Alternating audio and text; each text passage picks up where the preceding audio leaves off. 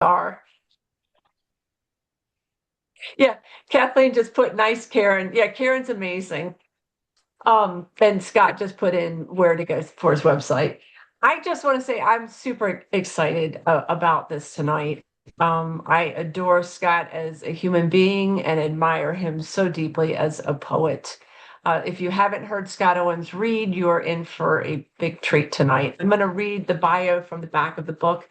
I felt very privileged that I got to read the book in advance. And one of the quotes from what I said for the blurb was Owens doesn't merely tell us why we sing. In these pages, he keeps the song alive, and I'm in the chorus singing along, and I have a feeling y'all will be too. If you don't already know Scott, I'm going to just tell you a brief bio. Scott Owens is the author of 25, you heard me correctly, 25 collections of poetry, and is a recipient of awards from the Academy of American Poets, the Pushcart Prize Anthology, and the Next Generation Indie Lit Awards, also the North Carolina Writers Network, the North Carolina Poetry Society, and the Poetry Society of South Carolina. We love you in Virginia, too. Well, thank you. His poems have been featured in the. We're going to have you. We'll add Poetry Society of Virginia at some point. His poems have been featured on the Writer's Almanac 8 times, and his articles about writing poetry have been used in the Poets Market 4 times. You'll see, even in his reading, he is a teacher, just by who he is. He has twice been nominated for the National Book Critics Circle Award, and he is Hickory's first inaugural Poet Laureate. And I think that was well deserved. And so excited for all. And at some point, Scott, I do want to put the links so that people can follow your articles that you've been writing. Well, that was I'll try to find that. the ScottOwensPoetry.com. I have it there as a blog. So Okay, good. Thank you so much. And welcome, Scott. We're so glad you're here. thank you. And thanks to everyone for being here. Yes. It's Bye. good to see you all. I've seen some of you recently at different events and one other online reading. So thanks for coming back.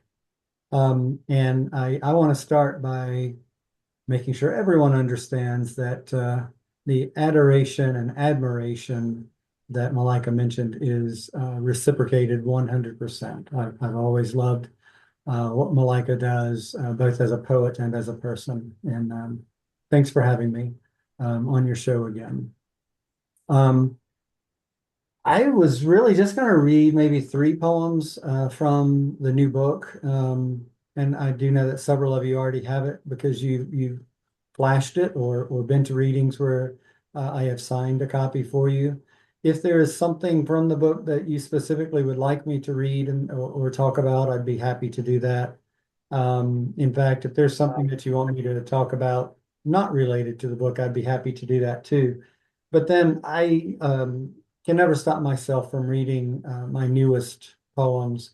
So after a few from the book, I was going to transition to some of those even newer ones, if that's all right with everyone.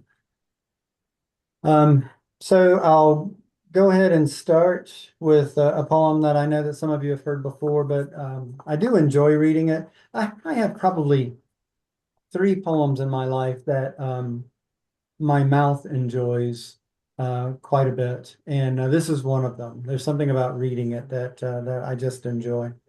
And it is, like I mentioned, that I have taught creative writing for more than 40 years. And I'm a student still and always, but a longtime student of Mary Oliver's. And one of the things that she emphasizes is the importance of paying attention. And I commented recently in an interview that not only is paying attention the most important thing for a writer to do, but it is also the greatest benefit that someone who undertakes writing gains from the process of writing. So this is a poem that came as a result of simply paying attention to something small that I noticed. This is called Existential Knot. I picked up a knot from the ground today.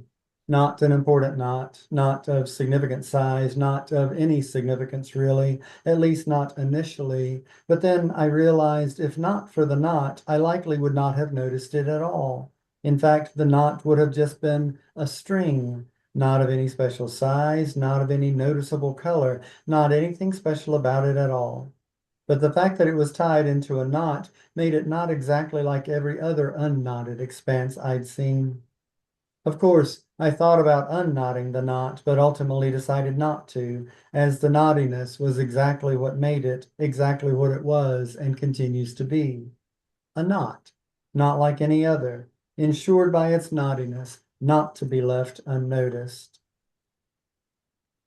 And that poem, when you see it on the page, I also, in addition to the obvious puns on NOT and KNOT, there are also a lot of other words that use the NOT in different ways. Noticed, for example. So it was fun to write, and it's always fun to read. And so I like starting with that one. This one is another example of paying attention. Sometimes, in fact, perhaps even more often than visually paying attention, lately I find myself just paying closer attention to what people say, hearing the bits and pieces of what they say that are particularly interesting. Later, I've got two brand new poems that both came from something that someone said. This one comes from three different events that happened in 3 consecutive days. And that's the other thing that I think that happens when you're paying attention is that you notice a lot more coincidences, a lot more serendipity, if you will. So that's what happens in this poem. It's called Distractions. My friend tells me she gets distracted by clouds. As one who is frequently accused of being distracted by birds, I don't think clouds are such a bad thing to pay attention to. My 10-month-old grandson is distracted by screens, cell phones, televisions, perhaps because it's what distracts us from him, or because he already understands it's the one thing we deny him. This morning, as I returned from taking 10 minutes, apparently too long, to take out the trash because I stopped to pull the crabgrass coming up through the cracks in the driveway, my wife tells me the reason we always struggle to get everything done is I'm too often distracted by weeds. And then she adds, for the sake of argument, and poetry. But what makes something a distraction?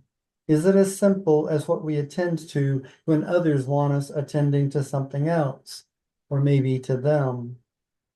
Literally, it's that which drags apart, draws away, impedes traction. Towards what, I wonder? A goal, duty, responsibility. But aren't some distractions worth more than what they distract us from? And some distractions better than others?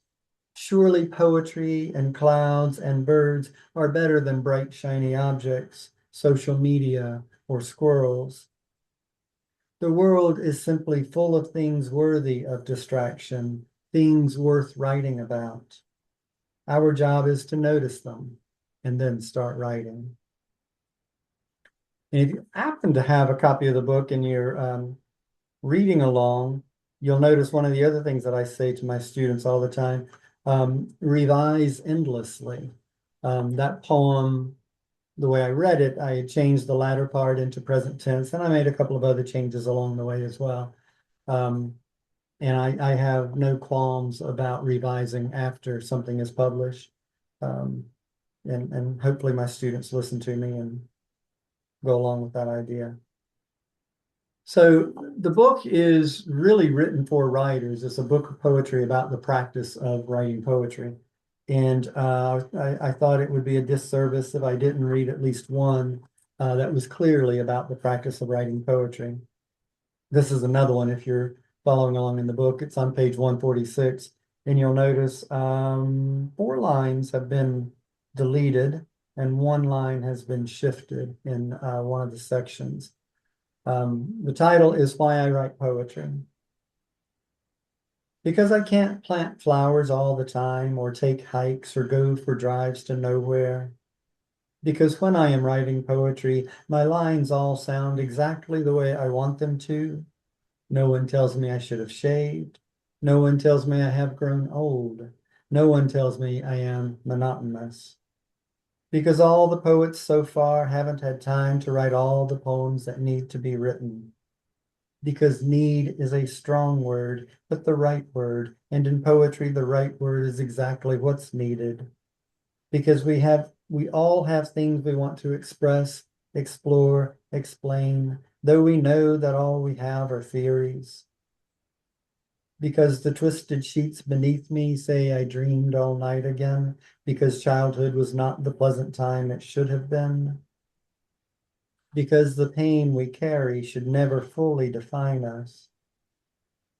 Because birds and trees and mountains and hiking and kindness can redeem just about anything. Because why else would I be here if not to pay attention to this world, this life, these people around me? Because I want to squeeze just a little more out of life and make something that might last a bit longer. Because if you turn around and I'm not there, it probably means I'm gone. It's funny. Um, I find myself liking certain lines that I've written a great deal. And with that poem, every time I read it, I really like the line because all the poets so far haven't had time to write all the poems that need to be written. It's real easy to assume that whatever you have to say has been said, and chances are it has, but in not the way that you're going to say it, and not the way that is going to connect with someone who's read all the other poems in which they say essentially the same thing. And so I think it's important that we don't ever convince ourselves that, well, that's not worth writing about or worth saying. You never know who or how you're going to connect with. Um, I said that I was going to read a couple of poems, new poems. Malika, I meant to notice the time when I started and I failed. So Do you'll have not to worry about it. raise Keep your going. hand or something when I I need. will. Um, this is one of the poems that came very recently. In fact, it was from an online reading. Some of you, I think, know Glenda Bell. I know Pat knows Glenda Bell. And I was giving an online reading. We were talking afterwards, and she said, and I don't think I'm quoting her quite right, but the way it stuck in my brain was she was talking about how she got into writing and what she expected, and then how things had changed. And she said, surprisingly, everyone grows old. And I thought, that's fantastic. What a wonderful thing to say. And then I started thinking about all the other things that seem rather obvious, and yet they surprise us. And so this poem begins with her line. Surprisingly, she said, everyone grows old. Surprisingly, things keep coming back. Bell bottoms, crop tops, vinyl, memories. Surprisingly, things linger longer than expected. Surprisingly, the waves keep breaking on the shore. Surprisingly, love lasts. Surprisingly, the sky remains full of possibility. Surprisingly, there's always something new. Surprisingly, things that live figure out ways to keep on living. Surprisingly, it all seems to make some kind of sense. Surprisingly, the poet runs out of things to say. Surprisingly, every poem ends somewhere, even this one. And this is, I think, well, no, it's not my newest. I wrote several after this, but this is very new. We were at the beach last week on our family vacation. And I've written a book, a book about my grandson. In fact, I mentioned in an earlier poem, he was 10 months old. Now he's 18 months old. So this is the newest poem about my grandson, and it's based on something that he said. Um, um, I don't know. I titled it "Never Too Much of a Good Thing." Um, at 18 months, my grandson's favorite phrase is "more dat," meaning more of whatever he just had. More dat, he says to his daddy when he wants more banana. More dat, he says to his mama when he wants another book. More dat, he says to his Uncle Keegan when he wants to be tickled again. More dat, he says to his Aunt Hannah when he wants another song at bedtime. More dat, he says to his Aunt Sawyer when he wants to be chased around the house again. More dat, he says to his grandma when he wants more of her smoothie. More dat, he says to me when he wants me to lift him to red bud limbs to pick more seed pods. Today at the beach, everyone together, we take him to the ocean. Hesitant at first, shaking sand off his feet, then stepping back from the water, he soon grows more courageous, wades in, holding a finger of one grown-up for another. He goes farther and farther each time out until he's deep enough that we have to be ready to pick him up as the waves roll in. Later, back in the house, he points through the windows at the ocean and says repeatedly, more dat, more dat, more dat. He did fall in love with the ocean. And then I've written a series of poems. I'm not going to read all of them in the series, but I did want to read a couple. And they're somewhat different for me. And I don't really know exactly what to say about them yet. So I think I'll just start with this one. I'll just start with this one. It's called What the Shoulders Know. It's not the particular gravity of some sudden cosmic collapse, but the accumulation of ordinary tragedies, rising cost of bread, dampness settling into joints after rain, the key breaking off in the lock. You come home, pockets heavy with another day's worth of failures, your body adopting the posture you know is your father's.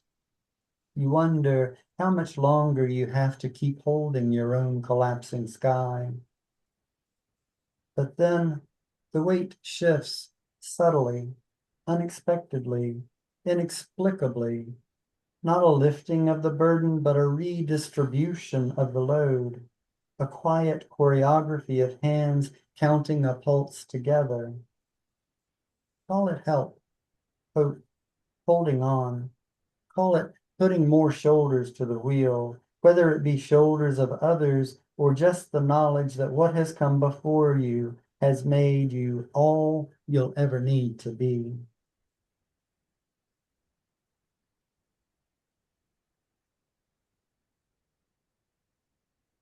Um, this one is a villanelle.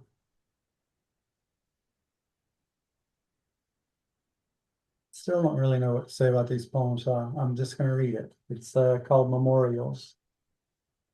We know we have to let the damage go, though losses build no matter what we do. This is the only world we get to know.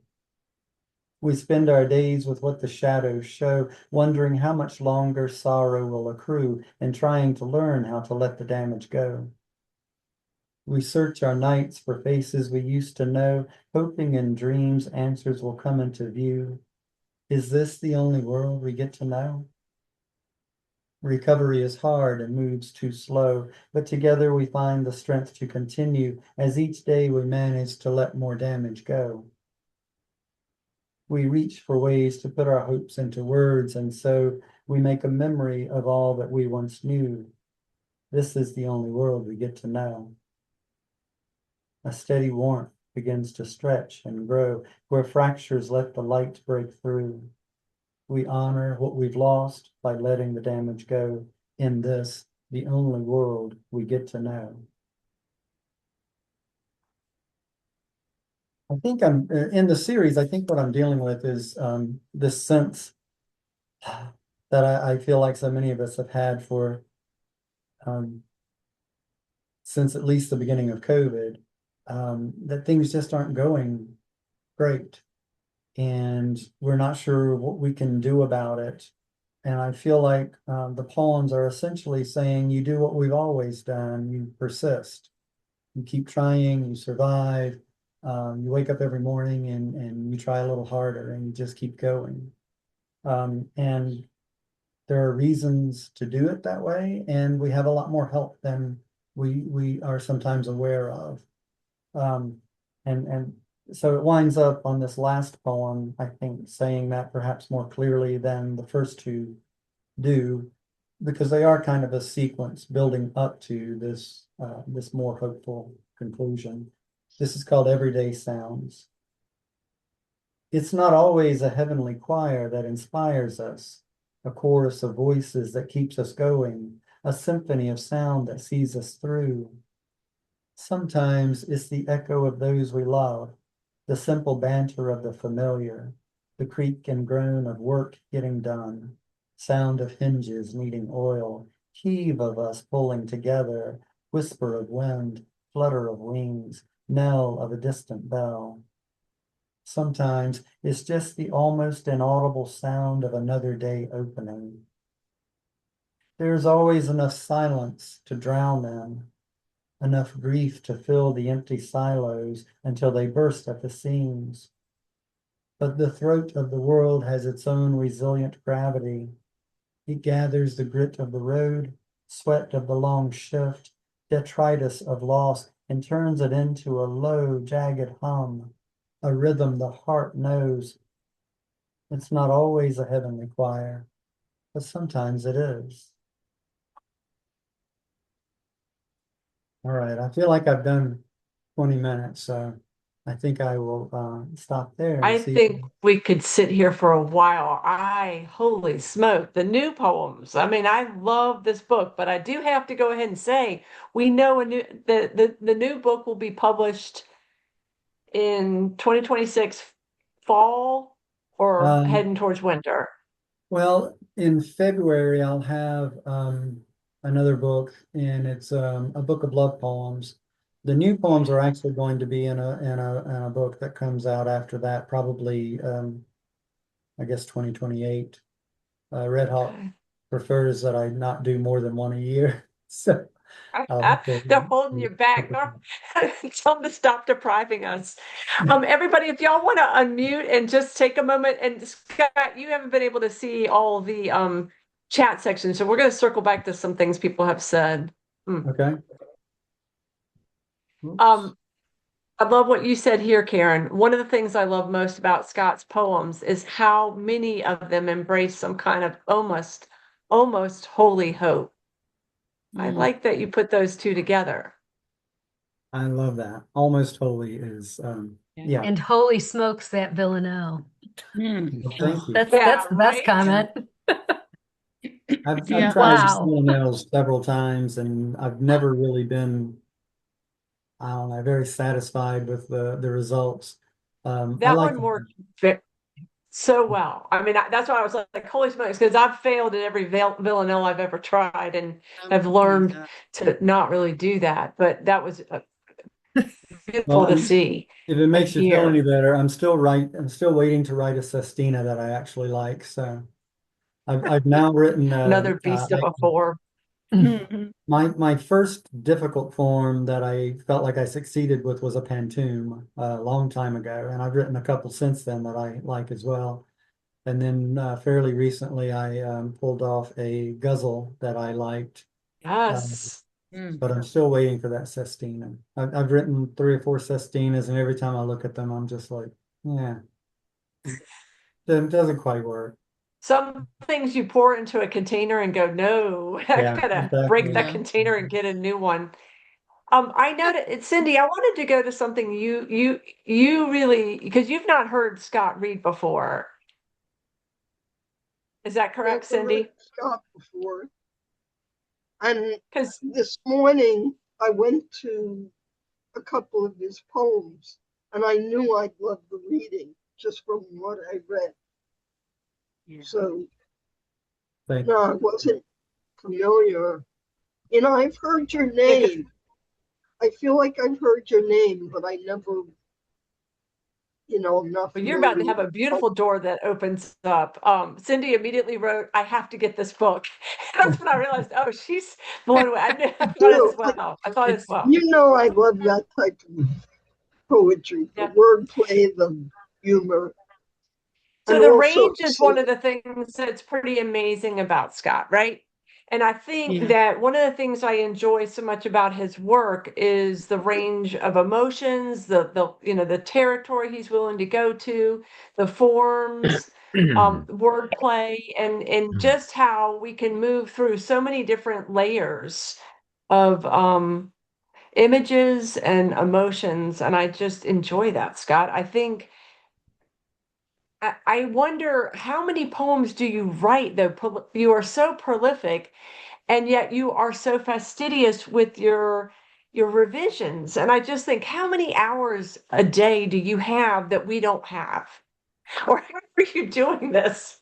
Well, I mean, I've always, since I was a kid, suffered from insomnia. Yeah. So I do still get up quite early, and I try to take advantage of that. And I find I probably write more these days when I'm working in the yard, in the garden than any other time. I used to write a great deal when I was driving, and I still do. But if I've gone a couple of days without writing anything that I feel is any good, I'll find an excuse to go work in the yard. And after 30 minutes or so, my mind starts to connect with some things, and I just talk it into my phone and let my phone do the recording for me. Okay. And then later So we'll there's a sit good book title for you, Scott. Your next book should be Poetry and Weeds. down. Well, plenty of my poems, I think, seem weed-like to me, so that could probably work. I see that as a positive thing, though. Weeds are such sturdy Yeah. things. And they're only called that because it's where somebody says they shouldn't grow. I think that's I kind of relate to weeds. Does anyone have a question about the poems that Scott read or about his process or just a reflection? Feel free just to unmute and jump in. That we're low key here. what if I go on Amazon, what should I buy? Which book? All of them. You Oh, know, All yeah. of them. Hey, I Scott, think do you offer a buy in bulk discount? I always feel like we always like our most recent book best Exactly. until we've read it, 10 or 12 times, and then it quickly goes to the bottom of the pile, and you're like, oh, I'm so tired of those poems. I wish I hadn't written them. But I mean, Don't ever wish I do really like the song Is Why We Sing. There's an earlier book that I enjoyed writing on as well called Thinking About the Next Big Bang in the Galaxy at the Edge of Town. Long title, so. Oh, I'll just I buy love the that whole one. lot of them. Yeah. And I guess it was is the oldest one that's still available is called The Fractured World. Yeah. That's Malika, you were talking about the new poems. Yeah. The book that will Yes. come out in 2028-ish will have the new poems, and it's also kind of an updated telling of the stories that I'm trying to tell in The Fractured World, which are, those poems are 40 years old now. And in the meantime, I haven't stopped writing on those topics. I just haven't put them together in a book yet. So, Right. Well, it did have the elements of the fractured world, but the voices of these new poems sounds like somebody who has lived and put those things in a different place. well, I There's a hope so. different perspective, is what I'm saying. Huh? Yeah, I mean, I certainly hope that comes through. And in the manuscript that I'm talking about, I'm trying to, the title of the manuscript's not coming to me at the moment, which is driving me crazy. The first section are, I think, in a person prior to resolving all of the conflicts that come from an impoverished childhood of abuse. And then it advances forward. The essential message being, none of this ever really goes away. You learn to put it in perspective, you learn to make the best of it. But there's always going to be a hole inside you, and that's okay.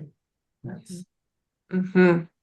Yeah, I felt that they have a different, they hit me in my body differently when you're reading from those poems, much like The Fractured World is what it reminded me of, but not in a bad way, just in that kind of how we make peace, uh, with all of that, how we integrate it and metabolize it if you can, Good or, word. I um, like that. I might steal that. or and and I love the fact that so many of your poems are this humble kind of compassionate awareness of whatever is in your scope. You seem to, in my mind, be almost a scientist of poetry out there looking, just paying attention in the world and then kind of processing or in relationship with what you're viewing. And that just reminded me of how the seer and the seen are in relationship in essence. And a lot of your poems speak to that in a really lovely way. Well, thank you. And also, you know, I put a lot of value on humility with poets because a lot of poets, let's face it, are not humble. They get right, they get up there and they think that their work is the best. God forbid they get rejected. Like, this was the best poem I ever wrote, you know. And there's something very humble about the way you read, the way you present your work, where your personality comes through. It could be Southern gentility, but I'm from New York. So, to me, you're nice. Thank you. I like that. I Thank like you. the way you read your poems. Yeah. And the I know beautiful thing every- about that, Cindy, is that's exactly who he is. Mhm. Just really Yeah. is. Haven't known That's Scott what I for see. what? I don't know how many. Yeah. Been at least 10 Because years. 25, 26, 27 books to Mm. me is simply awe-inspiring. Yes. But not only that, the books the poems within them. And Cindy, I do think you'd like some of his, the two books that were collaborations with Chris Campbell. Do you Yeah. know Chris Campbell, Cindy? Miss Campbell. If you don't, I wanna suggest The Nature of Attraction Mhm. Okay. as one of the books you pick up. I might send you a list of what my top 5 top books too. All right. Right now, Fan my, club my picks, night right? table is like that. Everyone I know has come out with some books, and I've been reading novels by someone I just discovered named Amor Ah, Bowles. Excellent author, amazing author. So right now I'm like piled up, but I'm definitely going to buy some of your books, Scott. And, yeah. So Scott's I unofficial have, fan club has I have that volunteered to one. send you a list. God, Any I other just want to thoughts? I just want to say how much I love the musicality in your poem, Scott. I love the sound, and I love how reverent every single poem, regardless of the subject, it's like you're handling it with such reverence. It really is like it's holy. It's holy cow, holy. Holy cow. I just love the way you treat your poems with such care. It's just beautiful. Yeah. Yeah, I just want to say that Malika, a humble, compassionate awareness, that I think that that's kind of captures the way that I see it. It's very nice. Yeah. Mhm. Yeah, thank you. You guys, I really think that that's hitting at essence what Karen and Glenn just said. That's hitting at the essence. It's very heart connecting and skillful. And notice that he's still revising poems that are published in his books. So yes, it moves there. But boy, what a keen eye and an endlessly curious mind that says, I'm going to keep editing because that's what I need to do. That's of interest. Yeah, 10 It's years not from saying now, exactly. Yeah, 10 years from now, we'll have the third edition of this book available. Right. I love it. So we're going to end right there and go to open mic. Thank you so much, Scott, for letting us celebrate with you Thank you tonight, all for and listening. congratulations. Thank you. I'm really excited that we have more books to look forward to. I suspected that, and I also knew about the. Yeah. All right, let's do open mic, guys. I will just call out your name and jump in. Chrissy, I have you first. Okay. So, Scott, the last time I heard you read, you had a line in a poem and I stole it. So I put you in the poem. Because I want to poem sublime intentions, after listening to Scott Owens, some Leela Shoddy, and mulled thoughts on Frank O'Hara, I will search the night sky for sunflowers, pluck rainbows from the surface of our moon's eyelashes, imbue clementines with their own syllables, taste time's every clocked tick, scent every sound colored by words that spill over lines a scatter across my face. I will hold my shadow's hand, sing my impossible wishes, dance throughout doubts, fished by painted sardines, pour pomegranate wine into a cloud and watch it rain, ferment my possibilities. I will go out and find a tree that smells of peanut butter, sit in a diagonal chair, and eat crab rangoon across from the Chocowinity giraffe. The Chocowinity giraffe is a sculpture that sits at the edge of an unnamed trailer park near China Bay Buffet in Chocowinity, North Carolina. Thank you. Dude, that's fabulous. I'm glad you chose that here. And I'm glad that, is the flashpoint for it. That's beautiful. Thank you. Thank you. And the tree that smells Richard, I like have you peanut butter, do you next. remember what it's called? Peanut. No. It's a glory bower. Oh, okay. Please forgive my voice Yeah, here. see, Can you hear me? Okay. perfect. That's awesome, Rich. I'm recovering from pneumonia, so my voice is a little off. This is a poem that both Malika and Kathleen have seen before, and I've revised a little bit, called The Pier. The pier is at the edge of town, the one where once I listened to village captains and crew talk of every day's catch. Talk like it was so renowned that the townspeople hastened, as if for dinner they knew only these fish could they fetch. A net-clothed trawler creeps through the boulder-strewn jetty against the outgoing tide. Colors fade on the western shore. Wind-blown chop bounces their ride. The wizened captain and mate ply their trade for 5 decades and more, or as long as allowed by fate. The trawler backs into its slip.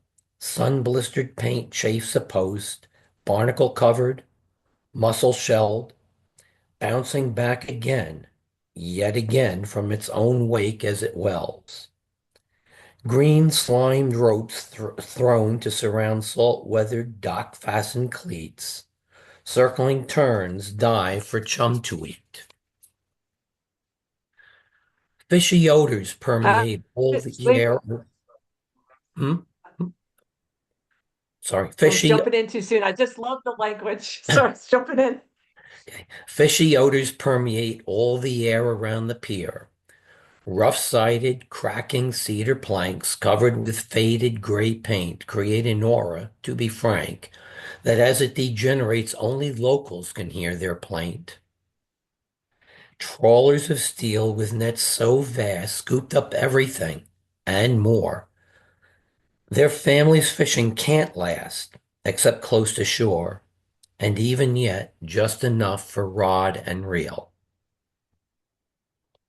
Oh, I hope the music in that is so gorgeous, and I hope you're seeing people applause. And I want to remind everybody, check the chat section for comments, because as you're reading, people are putting stuff in there. Cindy just wrote, "Now I'm in the mood for a fish dinner." Thank you, Richard. And I I'm like the glad you're edits you starting. made, Rich. I'm glad you're feeling better, Rich. Glenn, I have you next. Okay.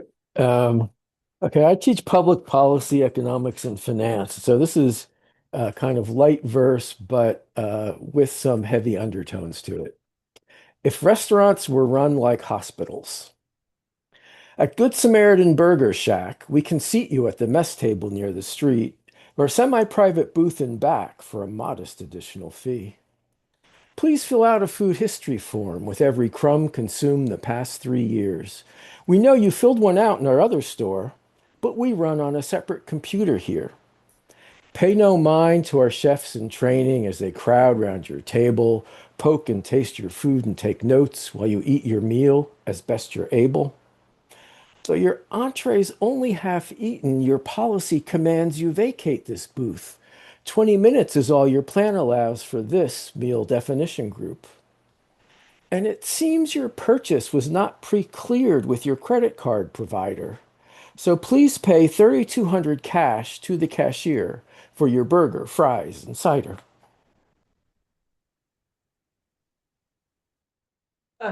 Holy smokes. Then that's freaking awesome. I want to send that out. Like, that should be a mass mailing to everybody in the Senate and Congress. And so good. Karen, I have. Okay. I'm changing. I was going to. So Kathleen Decker has this lovely collage poem challenge that's underway through the Poetry Society of Virginia. And I was going to read a poem that I had written in response to that, but I think that'd be bad form since I'd like to send it to her. So I'll read something that's not that.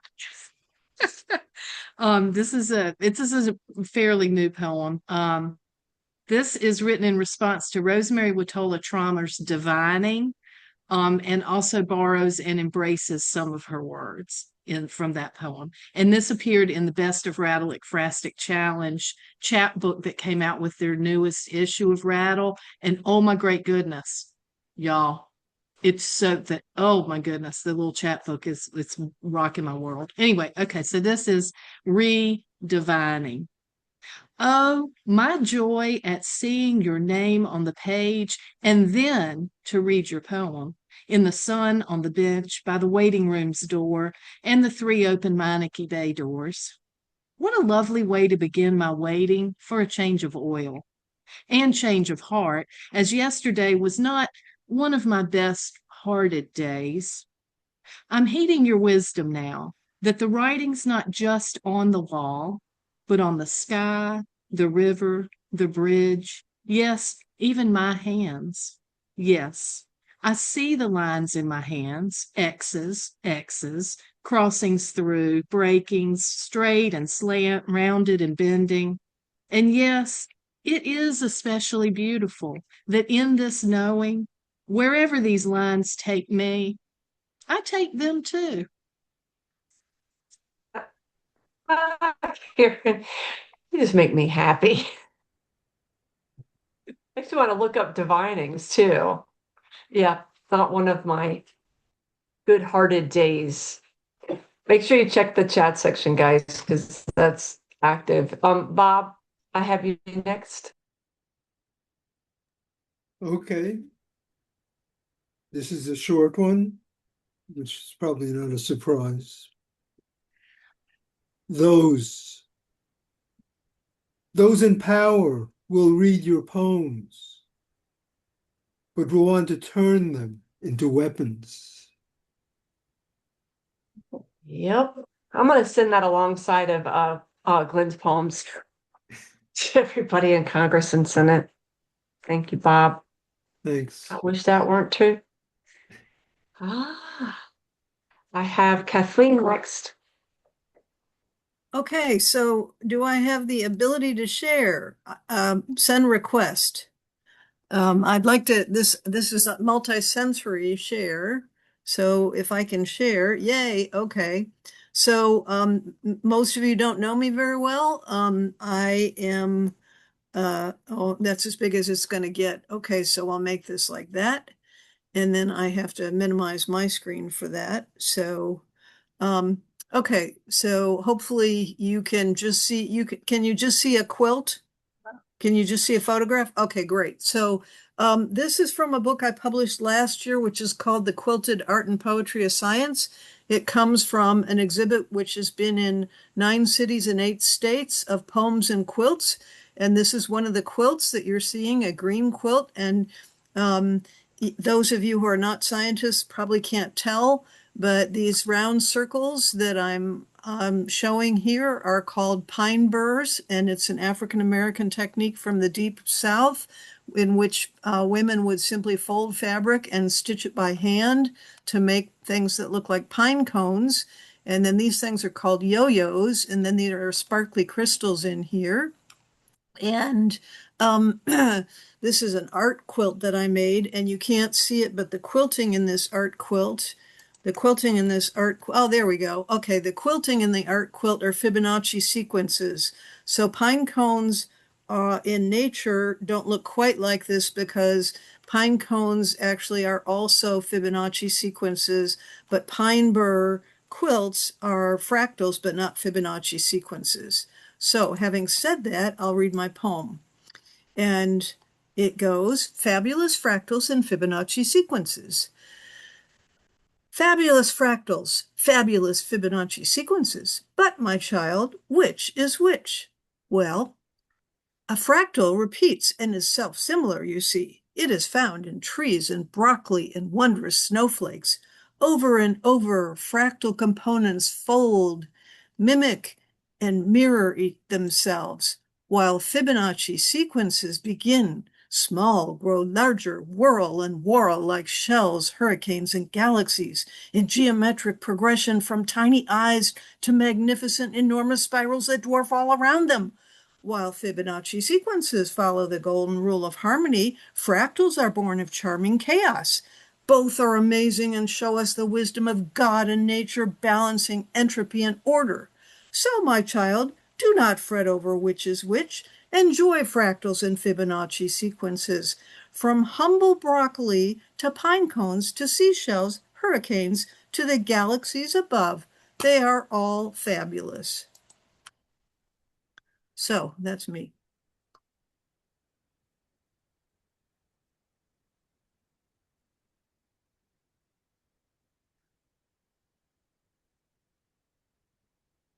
Malika, you're on mute. Lord have mercy. Well, that was so much. I was just saying, y'all, I'm glad that Kathleen showed the quilt. We get to see that a lot with her poems and the quilt that they're in conversation with, and it's very lovely. You need to check the chat section, Kathleen, so you don't miss that. You got a bunch in there. Laura, I have you next. Ah, okay. This is called corvids. They aren't like our crows, the crows of Rome. Unlike the dark-robed Benedictines that grace our shores, Roman corvids wear the cassocks of Dominicans, and I suppose that while their habits differ, they are, well, the same. Praying for prey to fall to greater hunters or the errant truck, carrion to tear apart, carry off, to carry on until the next dead squirrel catches up on the side of the road.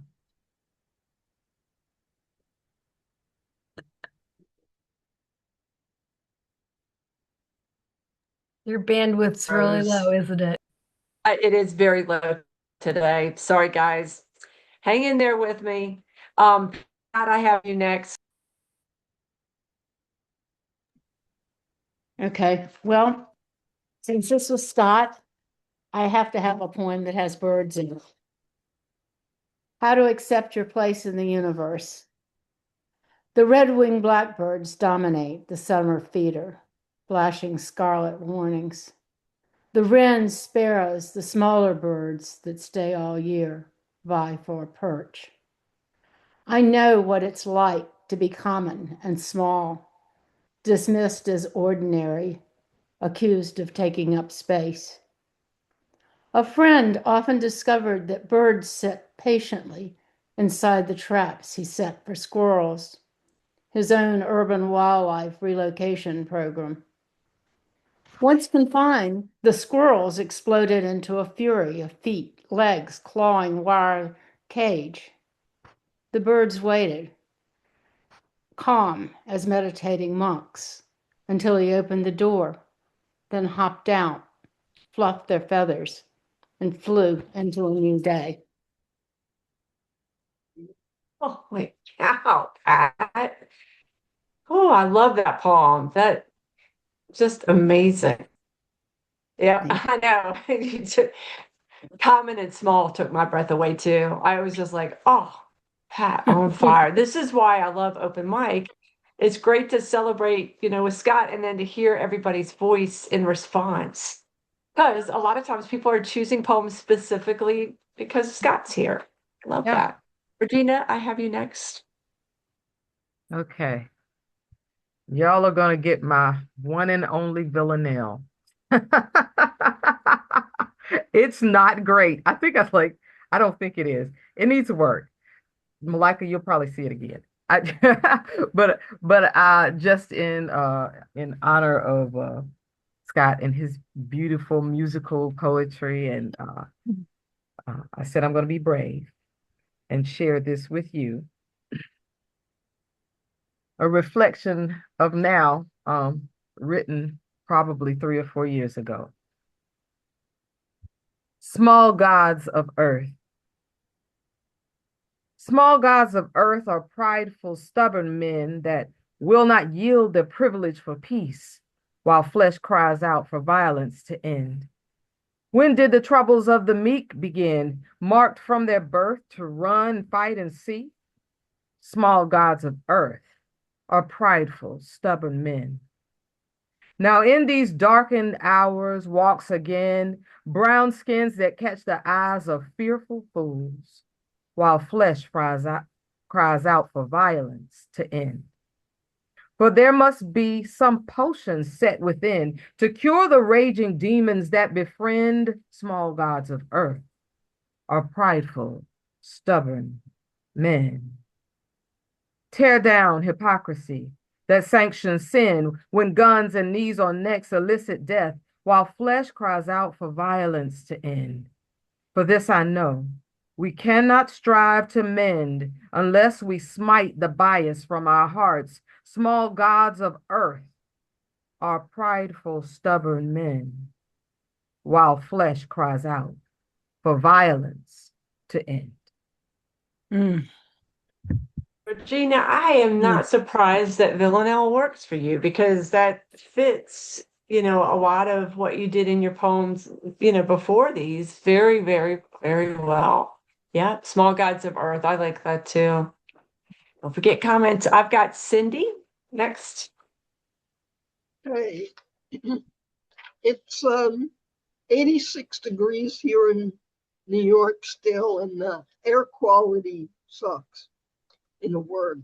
So this is called Ode to My Fellow Hay Fever Sufferers. I'm allergic to pollen and ragweed and grass. Brain fog and fatigue are kicking my ass.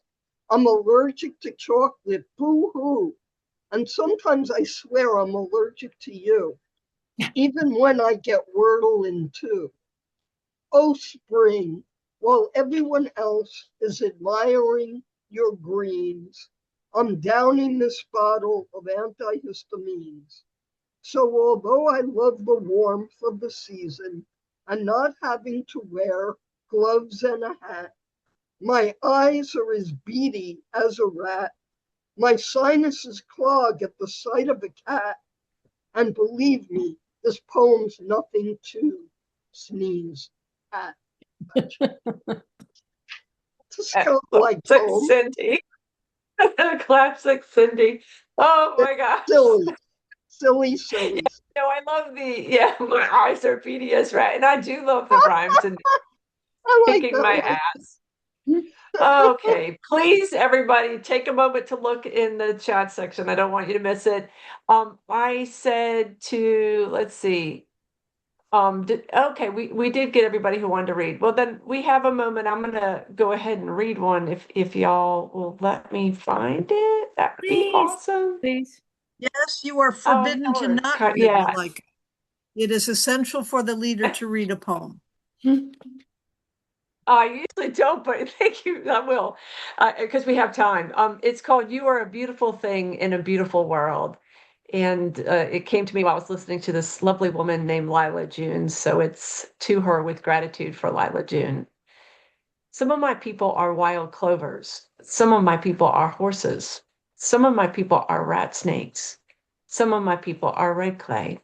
Some of my people are bluebirds. Some of my people are groundhogs. Some of my people are black bears. Some of my people are walnut trees. Some of my people are fireflies. Some of my people are galaxies. Some of my people are so small I cannot see them. Some of my people are you.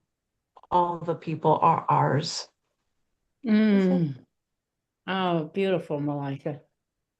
Guys, it's a different poem for me. Aw. Who wrote I want all your people? Kathleen, that's so sweet. They are great people. They are yours. They're all of ours. Well, you know me, Malika. I'll take the horses first. Thank you very much. Yeah, same. I know, same. Guys, it was great to be in your company. I think that just amazing. Thank y'all for bringing And such.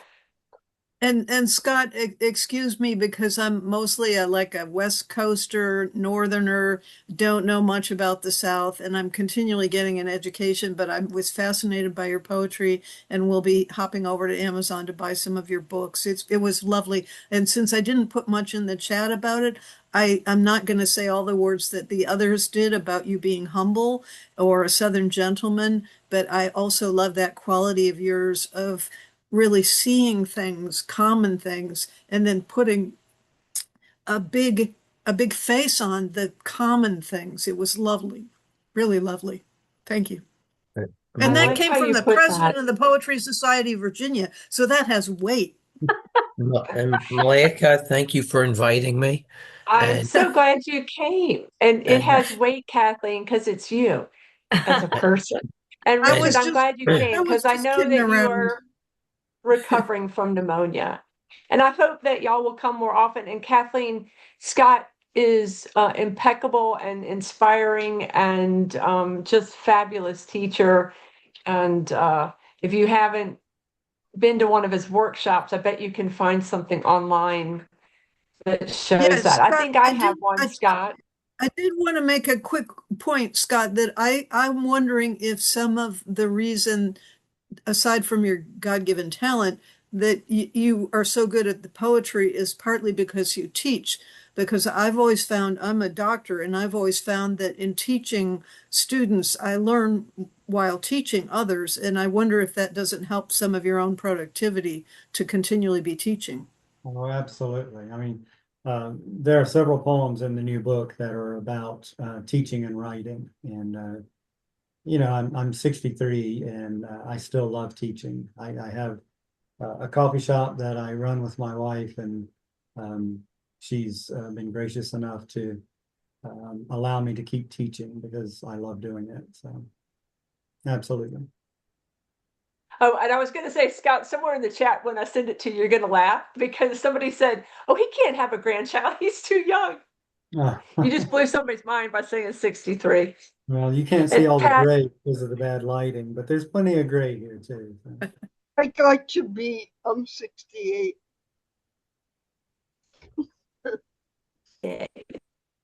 you're in good company then. All right, guys, be well. Thank you so much. All right, Thanks for thanks showing the cover again. again. We Have a love good that. night, Thank you, everyone. Malika. And it's And great. Scott. Bye, Rich, take guys. care of Be well. yourself. He's gone. Yeah, I think he left.